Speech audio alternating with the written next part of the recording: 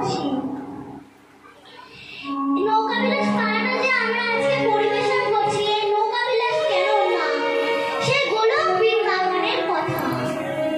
একদিন শ্রী গোবিন্দ আমার শ্রীরামকে দাঁড়ে গৌরী রেখে ছুটে গেলেন বিরজার কুঞ্জে। তখন রাধারানী বৃন্দার মুখে সংবাদ শুনে ছুটে গেলেন বিরজার কুঞ্জে। তখন বিরজার কুঞ্জে গিয়ে দেখে সখা শ্রীরাম দাঁড়ে গৌরী আছে।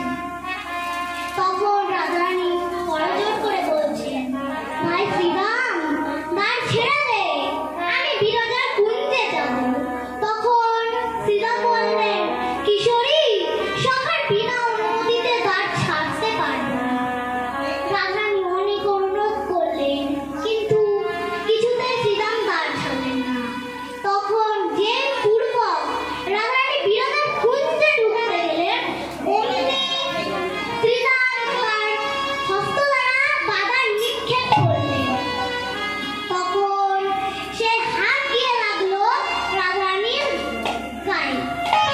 তখন রাধারানী তুষ্ট হয়ে বলছেন, শ্রীরাম, তুমি আমার অঙ্গে করলে কিনা পরাঘাত, যে অঙ্গে শত